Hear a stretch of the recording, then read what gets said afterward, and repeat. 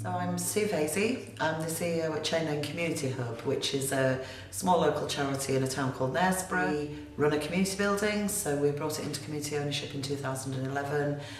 We're also heavily involved in community development, both strategically and at a granular level. And we run a range of projects such as community transport, digital inclusion, infrastructure for volunteering and support for older people. So when we brought Chain Lane into community ownership in 2011, the council were very heavily involved from day one. We wouldn't have been able to achieve the goal of securing the centre had we not had their key involvement, and the relationships continued since then over a range of different issues.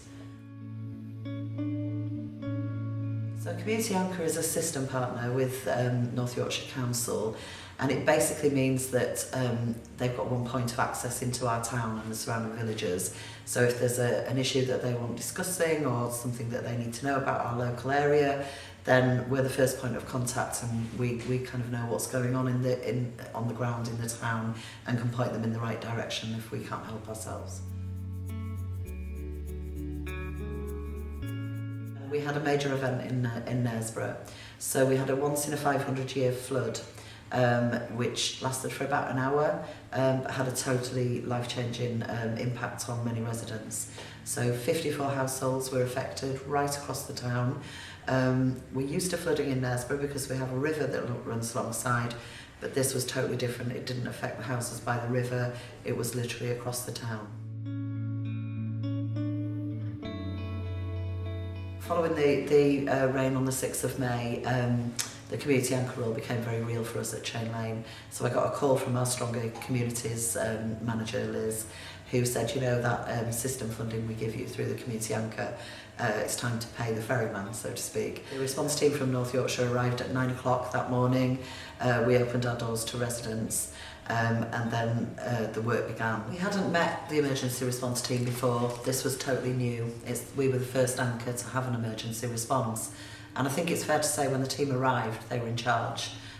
They set up in our rooms. We managed to move tenants around and set up the response team headquarters. At 10 o'clock, we were a team. And I think they realised that the community anchor knew the town really well, knew what was available, knew where to access funds, knew where to send people for things. We could have the kettle on, we could get people sat down telling their stories. So within just an hour, we became a team.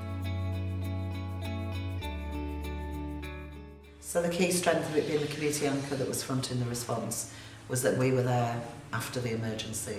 What we've discovered really in an emergency response is there are 4 R's.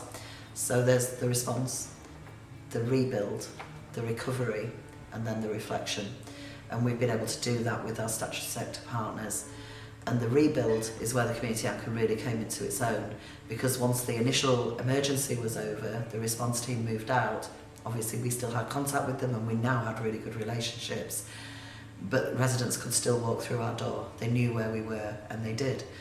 54 houses flooded. We're now in November, 15 are still not back in their homes. People have had a massive impact on them, and the community centre, the community anchor is there, and they know where we are and they can access us, and we can now access this wide network of different departments within the local authority to get them the help that they so desperately need. As I mentioned earlier, this emergency response was the first time the community anchor, the new community anchor movement in North Yorkshire had been tested. And I think it really demonstrated why the community anchor role is going to be successful as it develops, because the response team were able to walk in and they knew it was a trusted partner. They knew that the Stronger Communities team at North Yorkshire had worked with us, had set a certain quality standard, and that we were trusted by them. So half the battle was done, and then it became really clear as we started working together that they could trust us to do that work. The benefit for the community anchor in this response was that we were exposed to teams that we don't normally work with. So we were talking to flood response, we were talking to housing, we were talking to social care directly as part of the response team. And the community anchor gave us the legitimacy to open those doors so that we could advocate and support residents through what was a really difficult time. And I think having a single point of access like that for the council and for other agencies, I'm sure the NHS would have benefited equally in a health crisis, was really quite powerful, and I think we were all surprised at how well it worked. Just as a final observation, we're living in a world and a society at the moment where the need for those most vulnerable has never been greater, but the funding and resources are finite and perhaps less than they've ever been. That's why it's so important that we work together, to bring out the strengths of both the private, the public and the voluntary sector, but particularly that the voluntary sector's role is understood by local authorities, by the NHS, by other agencies. We have so much to offer, and we need to work together to maximise that moving forward. Community anchor role for us in North Yorkshire at the moment seems to be a really good vehicle to enable that.